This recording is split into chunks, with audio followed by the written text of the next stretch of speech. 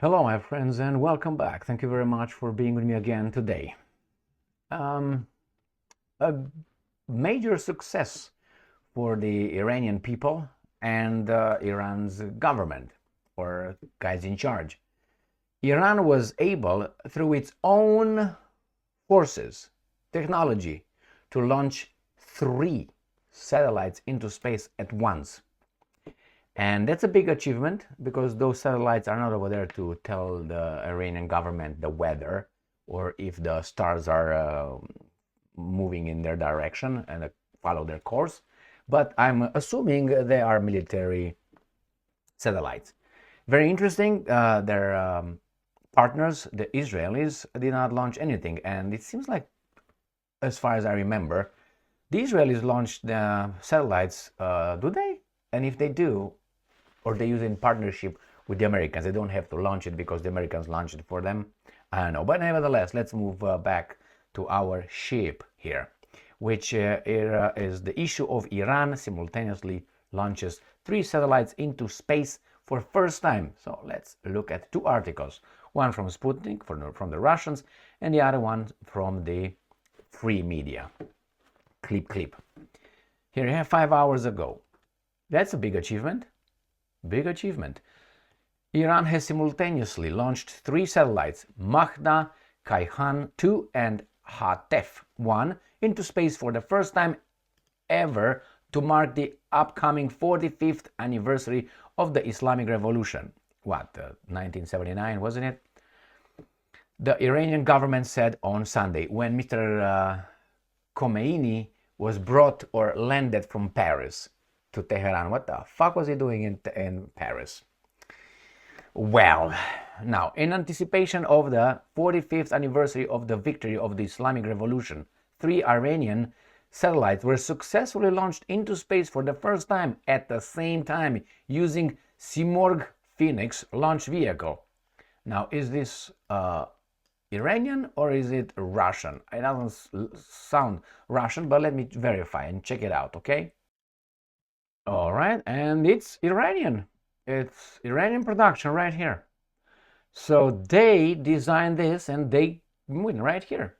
2-stage liquid-fueled rocket developed from the Sapphire rocket. It is able to place a 250 kilogram, 550 pound payload into circular 500 kilometers, 310 meter low Earth orbit.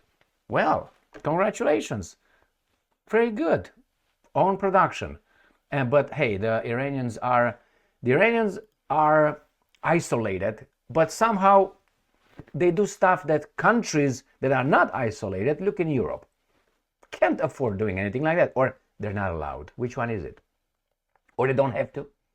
Why? Because they ask the boss for permission to access their satellites. And if the boss says, or the master, Al Capone, says, no, you know. So who's freer? Those guys can develop and send them into space. Let's take Romania, free country. How many satellites you fucking sent into space? I tell you, it starts with this 0. Why? Oh, we don't have to. We ask our masters for permission. Anyway. So let's move back to our things here. And the same with the North Koreans. The North Koreans can build all kind of ballistic missiles, send satellites in space.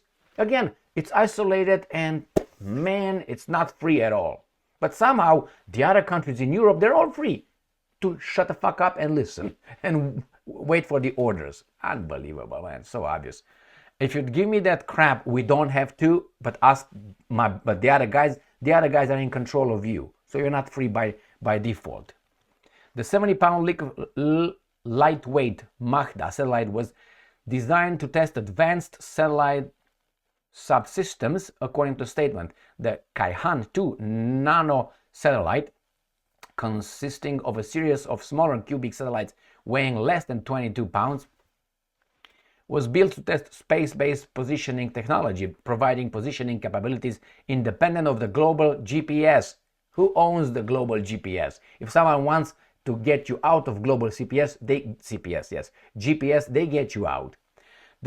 That's why alternate independence. That's what you have. The cubic non-satellite HATEF-1 was created to test narrowband telecommunication technology using the Internet of Things. In November, Iranian authorities said that 5 new satellites were planned to be launched into space before the end of the Iranian calendar year, which is on March 20th. Okay, so let's go to next article coming from The Hill, the same 39 minutes ago, today on the 28th of January 2024. Iran successfully launches 3 satellites into space. But these guys are not celebrating here as a success. I wonder why. Because they don't have the power, they don't have the grip on that, they can't control them. And obviously, they are bad dudes and we are good because we identify as such. But they don't have the right to identify as anything. We have the right to assign, moral standards, moral, how do you call it, stamps and whatever to whomever we want.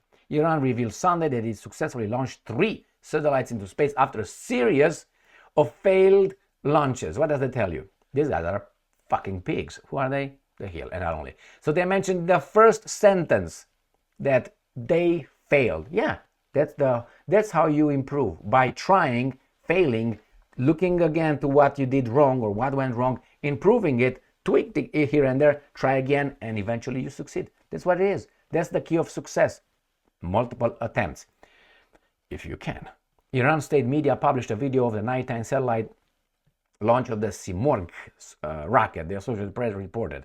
This comes as tensions are rising in the Middle East amid Israel's war against militant groups Hamas in Gaza and as proxy groups like Yemen's Houthi rebels attacks, launch attacks, whatever. All right, so I say here, Iran had also successfully launched a satellite on January 20th, or launched at the U.S., quietly acknowledge, according to Associated Press. And I think they're not allowed to have them, isn't it? I saw them somewhere. Not in this one. It was another article. It was from Associated Press because that's the one initially I was looking for. They were upset about it. So here it is from Associated Press. I know I read this one initially, or I looked over, and on the bottom here is the United States has previously said Iran satellite launches defy a UN Security Council resolution and called on Tehran to undertake no activity involving ballistic missiles capable of delivering nuclear weapons. UN sanctions related to Iran's ballistic missile program expired last October, so they can do what the fuck they want. So they got out of the grip of Al Capone, but the free countries of Europe and others are still under that strong hand. Let me show you the strong hand. Yeah, I cooked it with my strong hand. Remember that movie? What was that? Scary Movie Part 4 or something. So here you have isolated, backward, bad country of Iran is achieving certain things that free countries are incapable. Or not incapable, not allowed. I wonder by whom? By their daddy, Al Capone. Thank you very much for being with me again today. Stay strong, stay smart, look for the truth, and be just.